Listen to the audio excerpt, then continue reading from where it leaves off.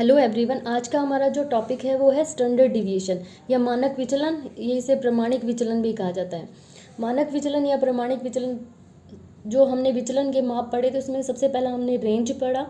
Range के बाद हमने मीन डेविएशन या एमडी पढ़ा। उसके बाद हम एसडी पढ़ रहे हैं। इसके बाद हम क्यूडी या क्वार्टाइल डिविएशन या चतुर्थांक विचलन पढ़ेंगे।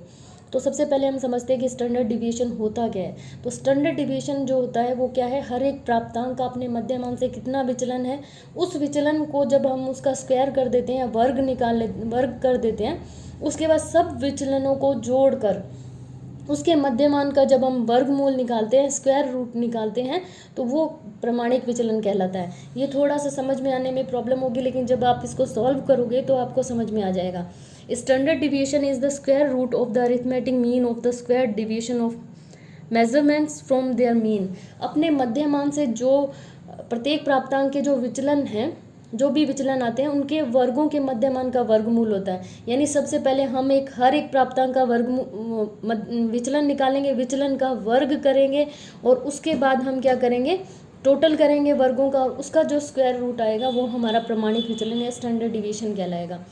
तो ये आपको जब कैलकुलेशन करोगे तो एकदम क्लियर हो जाएगा। अब हम बात करते हैं इसके कैरेक्टरिस्टिक्स की। स्टैंडर्ड डिविएशन के क्या क्या कैरेक्टरिस्टिक्स होते हैं। सबसे पहली बात तो ये कि प्रमाणिक विचलन जो होता है वो विचलन का सबसे शुद्ध माप होता है। जब हमें विचलन निकालना है तो सबसे पहले हम क्या प्रेफर करते हैं कि स्टैंडर्ड डिविएशन निकाला जाए। स्टैंडर्ड डिविएशन पॉसिबल नहीं हो तब हम किसी और विचलन की बात करते हैं। तो सबसे अगर शुद्ध माप की बात की जाए, जैसे हमने मीन मीडियन मोड में पढ़ा था कि सबसे शुद्ध माप जो होता है वो मीन होता है, उसी तरीके से विचलन में जो सबसे शुद्ध माप होता है वो स्टैंडर्ड डिविएशन होता है। दूसरा, स्टैंडर्ड डिविएशन मध्यमान के समान प्रदत्त के या आंकड़ों के सभी प्राप्तांकों से समान रूप से प्रभावित होता है। जैसे मैंने आपको मोड में और मीडियन में बताया था कि इसमें स्टार्टिंग के और जो लास्ट के अगर प्राप्तांक चेंज भी कर दिए जाए तो उस पर कोई फ़र्क नहीं पड़ता है, लेकिन स्टैंडर्ड डेविएशन में हर एक प्राप्तांक का या समान जितने भी डेटा हैं उनका समान रूप से प्रभावित होते हैं। अगर एक डेटा भी इधर से उधर हुआ तो भी स्टैंडर्ड डेविएशन में परिवर्तन हो जाता है। लेकिन तीसरा पॉइंट इससे थोड़ा सा अलग है। यदि हम प्राप्तांकों में कोई स्थिर संख्या जोड़ दें या घटा दें तो प्रमाणिक विचलन पर कोई असर नहीं पड़ता है।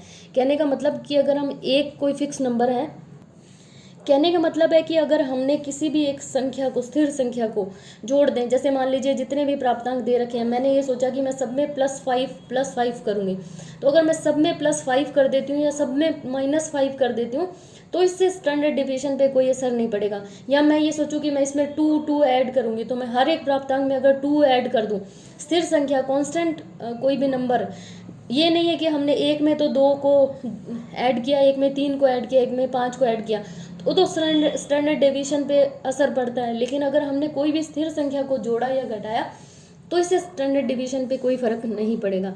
ये इसकी और भी इसकी कैरेक्टरिस्टिक्स हैं, लेकिन मेन जो इम्पोर्टेंट कैरेक्टरिस्टिक्स हैं वो यही हैं। इसके अलावा जो और हम स्टेटिस्टिक्स यूज़ कर सकते हैं, वो स्टैंडर्ड डिवीएशन के बाद बहुत सारे स्टेटिस्टिक्स हैं जो यूज़ कर सकते हैं। उसके बाद है कि हम इसकी कैलकुलेशन कैसे करते हैं। तो कैलकुलेशन में सबसे पहले हम ये देखेंगे कि अनग्रुप डेटा से कैसे की जाती है। पहले भी मैंने जितने आपको न्यूमेरिकल्स करवाए हैं मैंने उसमें बताया आपको कि अनग्रुप डेटा से कभी भी क्वेश्चन एग्ज़ाम में नहीं आता, लेकिन अगर आपको कॉन्सेप्ट क्लियर करना है और आपको अच्छे से समझना है तो आपको सबसे पहले अनग्रुप डेटा से समझना पड़ता है। क्यों पड़ता है? क्योंकि अनग्रुप डेटा सबसे सिंपल डेटा होते हैं, इसी से हम ग्रुप डेटा बनाते हैं। तो सबसे पहले हमें अनग्रुप डेटा से समझना होगा।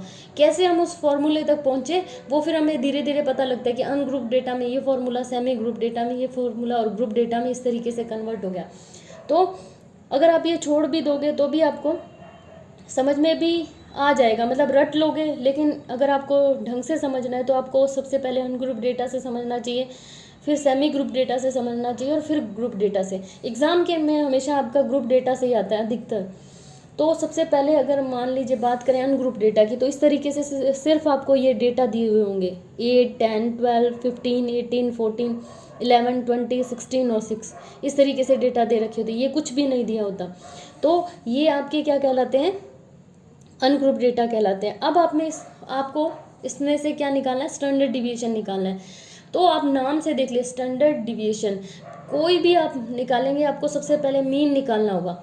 मीन के बाद ही हम विचलन निकाल सकते हैं, क्योंकि विचलन हम कब कहते हैं, मान लीजिए मैं कहूँ कि ये एक सीधा रास्ता था, एक आदमी इस रास्ते से भटक गया, तो कहने का मतलब है कि सीधा रास्ता था तभी तो भटका, तभी तो हमें पता है ना कि ये सीधा रास्ता था, इससे थोड़ा इधर या इधर व्यक्ति हुआ तो वो भटका हुआ माना जाएगा। उसी तरीके से जब हमें मीन पता होगा तभी हमें पता होगा कि जो हर एक प्राप्तांक है वो कितना विचलित हुआ है अपने मध्यमान से। कहने का मतलब मध्यमान एक सीधा रास्ता है, कोई भी प्राप्तांक या तो इससे कम रहा या इससे ज़्यादा रहा, तो ये विचलन कहलाता है कि कोई भी एक प्राप्तांक कितना विचलित हुआ है। हो सकता है कि एक प्राप्तांक थोड़ा सा विचलित हुआ, हो सकता है वो ऊपर की दिशा में बहुत अधिक विचलित हुआ। कहने का मतलब अगर हमारा मीन 5 आया है, किसी के 4 मार्क्स आए हैं, इसका मतलब वो थोड़ा सा विचलित हुआ। अगर मान लीजिए इसके 10 आए हैं तो ये बहुत अधिक विचलित हुआ है, लेकिन वो पॉजिटिव डायरेक्शन में यानी धनात्मक दिशा में और ये ऋणात्मक दिशा में। तो इस तरीके से आपको समझना पड़ेगा, इससे पहले के वीडियो में आप आराम से समझ सकते हैं। तो सबसे पहले हमें मीन निकालना होगा। अब आपको याद रखना होगा कि अनग्रुप डेटा में जब हम मीन निकाल लें तो उसका formula sigma x upon n होता है। एक्स का मतलब ये जो हमारे प्राप्तांक दिए रहते हैं इनका अगर हम टोटल करेंगे तो वो हमारा सिग्मा एक्स हो जाएगा। एन का मतलब ये कितने हैं, तो ये 10 है, सिग्मा एक्स हमारा है 130 अपॉन 10, 13 हमारा मीन आ गया। अब हम हर एक प्राप्तांक से देख लेंगे कि ये अपने मध्यमान से कितना विचलित है।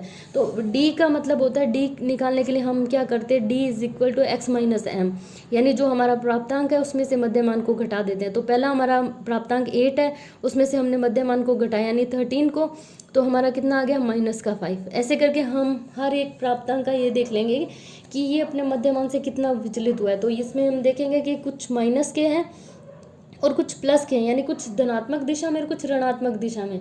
ठीक है, तो इन सब का हमने कर लिया, डी निकाल लिया। अब पीछे मैंने आपको डेफिनेशन या इसके मीनिंग में बताया था कि हम विचलनों के वर्गों का, तो हमें यहाँ पर क्या करना पड़ता है, इसका स्क्वायर करना पड़ता है। 5 का जब हमने 5 को 5 से मल्टीप्लाई किया तो 25, 3 का हमने जब स्क्वायर किया तो 9 आ गया। इस तरीके से हम सबका स्क्वायर निकालेंगे। तो ये क्या आ गया, सबका स्क्वायर, स्क्वायर करने के बाद सबका मीन, स्क्वायर का मीन। तो आप पीछे मीनिंग में देखिए, मीन निकालने के बाद हम इसका स्क्वायर रूट निकाल देंगे। तो ये देखिए डेफिनेशन या मीनिंग में यही दे रखा है, standard division is the square root of the arithmetic mean of the square divisions of measurements from their mean, यानी अपने मीन से जो भी विचलन थे उनको हमने क्या किया, उन विचलनों का वर्ग करके और उसका टोटल करके हमने मीन टोटल करने के बाद हमने इसका स्क्वायर रूट निकाला और वो हमारा स्टैंडर्ड डिवीजन आ गया। अब हमने जब इन वर्गों का टोटल किया तो 176 आया। तो एस डी का फॉर्मूला होता है square root sigma D square upon n, तो 176 आया और 10 हमारा एन था, तो 17.60 जब हमने इसका अंडर रूट हटाया तो 4.20, तो ये हमारा 4.20 हमारा स्टैंडर्ड डिवीजन आ गया। ठीक है, ये तो हो गया अनग्रुप डेटा से।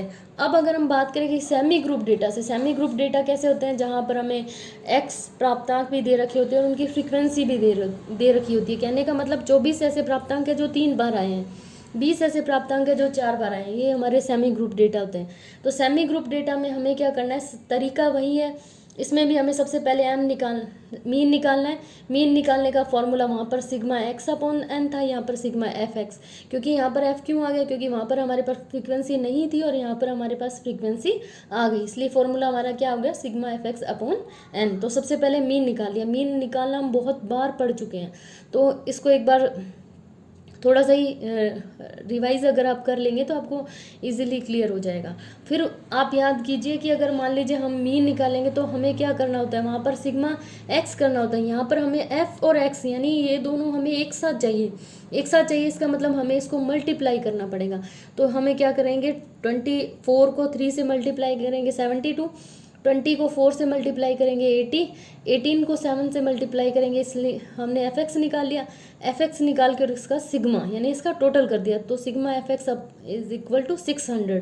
अब हम इसको फॉर्मूले में रख देंगे 600 अपॉन 40, क्योंकि 40 हमारा एन क्या होता है, फ्रीक्वेंसी का टोटल एन कहलाता है।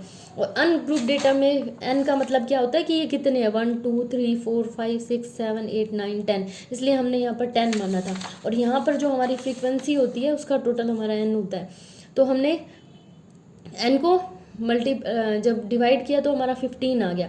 अब हमारे पास 15 मीन है। अब हम हर एक प्राप्तांक से देखेंगे कि ये 24 जो है या 24 जो है वो हमारे मीन से कितना विचलित है या कितना ज़्यादा है या कम है। तो हमें पता है कि 15 हमारा मीन है और 24 किसी के प्राप्तांक है। इसका मतलब 15 तो प्राप्तांक लेने थे क्लास में बच्चे को, किसी एक बच्चे के 24 नंबर आए, इसका मतलब अच्छी परफॉर्मेंस है उसकी। कितनी अच्छी है, यानी वो 9 नंबर ज़्यादा है अपने मध्यमान से। जितना मतलब हर एक बच्चे को उतना उतना प्राप्तांक दिए जाते, तो 15 प्राप्तांक उसको आने चाहिए थे या मिलते उसको 15 मार्क्स। तो अगर उसके 24 आए, इसका मतलब वो 9 प्राप्तांक या 9 मार्क्स की बढ़ोतरी पर है, तो वो हमारा क्या आ जाएगा, डी या विचलन आ जाएगा। किसी के 20 आए हैं, इसका मतलब 15 से कितना ज़्यादा है, 5। तो इस तरीके से हम विचलन निकाल लेंगे, माइनस में भी आ जाएंगे। जिसके 12 नंबर आए हैं, इसका मतलब 15 से वो कितना कम है, 3 कम है। तो अब हमें एफ डी निकालना है। एफ डी का मतलब ये जो डी आया है इसको हम फ्रीक्वेंसी से मल्टीप्लाई करेंगे, क्योंकि ये तो 1 का विचलन आया, हमें कितने का विचलन चाहिए, 3, क्योंकि 24 नंबर कितने जनों के आए थे, 3 जनों के आए थे। सेमी ग्रुप डेटा और अनग्रुप डेटा में यही तो फ़र्क होता है कि हम अनग्रुप डेटा में 24 24 24 3 बार लिखते हैं और सेमी ग्रुप डेटा में हम 24 के सामने 3 लिख दें। इसका मतलब हमें पता चल जाता है कि 24 जो या 24 मार्क्स जो है वो 3 बार आए हैं। इसी तरीके से मान लीजिए यहाँ पर 15 को हम 10 बार लिखते हैं, इसकी बजाय हमने 15 के सामने क्या लिख दिया, 10 लिख दिया। तो इसका मतलब ये विचलन तो 1 का है, इसको हम फ्रीक्वेंसी से मल्टीप्लाई कर देंगे तो हमारा एफ डी आ जाएगा। अब हमें एफ डी स्क्वायर निकालना है। एफ डी स्क्वायर का मतलब ये नहीं है कि ये जो आया है 27 इसको हम स्क्वायर करेंगे, ये नहीं है इसका मतलब। इसका मतलब है कि हम एफ डी को डी से मल्टीप्लाई करेंगे। ये हमारा एफ डी है और ये हमारा डी है, एफ डी को हम डी से मल्टीप्लाई करेंगे, ठीक है। अक्सर ये समझा जाता है कि अगर हमने कहीं पर एफ डी स्क्वायर लिख रखा है और उससे पहले हमारा एफ डी है, इसका मतलब ये हुआ कि आप ये समझें कि 27 को 27 से मल्टीप्लाई कर रहा है, ऐसा नहीं है। यहाँ पर मैंने ब्रैकेट में इसलिए लिखा है कि एफ डी इंटू डी, इसका मतलब ये एफ इंक्लूड नहीं है, एफ डी इंटू डी, यानी डी 2 बार आया इसलिए हमने डी की स्क्वायर लिखा है। तो एफ डी इंटू डी ये करना है, ये एफ डी है और ये डी है। 27 को 9 से मल्टीप्लाई करेंगे 243, 20 को 5 से मल्टीप्लाई करेंगे 100, 21 को 3 से मल्टीप्लाई करेंगे 63, 0 को 0 से करेंगे 0, ऐसे 24 को 3 से करेंगे 72। तो ये हमारे सबके क्या आ गए, एफ डी स्क्वायर आ गए। अब हम इसका क्या कर देंगे, टोटल कर देंगे, तो ये आपका सिग्मा एफ डी स्क्वायर आ जाएगा। तो 726 आ गया। अब हम इसको फॉर्मूले में रख देंगे, तो S D is equal to square root sigma f D square upon n. Sigma f D हमारा 726 और एन हमारा 40 है। तो 726 को जब हमने 40 से डिवाइड किया तो 18.15 आया। 18.15 का स्क्वायर रूट हटाया तो 4.26, तो ये हमारा 4.26 क्या आ गया, स्टैंडर्ड डिविएशन या मानक विचलन आ गया। तो यहाँ तक आपको क्लियर हो जाना चाहिए अनग्रुप डेटा से और सेमी ग्रुप डेटा से। अब आगे के वीडियो में हम ग्रुप डेटा से करेंगे, वो डिटेल में इसलिए करेंगे क्योंकि आपके एग्जाम में वही पूछा जाता है। लेकिन यहाँ आपको क्लियर हो जाता है कि अनग्रुप डेटा है तो हम कैसे निकालेंगे, सेमी ग्रुप डेटा है तो हम कैसे निकालेंगे, और ग्रुप डेटा है तो हम कैसे निकालेंगे। अब देखिए जब ग्रुप डेटा आएगा तो यहाँ पर हमारे पास क्लास इंटरवल होंगे, जैसे मान लीजिए 10 से 15। तो 10 से 15 के लिए हमें पहले क्या करना होगा, उसका मिड पॉइंट निकालना होगा, जो तरीका आपको पता है कि मीन कैसे निकालते हैं अपन। तो आगे की वीडियो में हम ग्रुप डेटा से एसडी निकालना सीखेंगे। Thank you.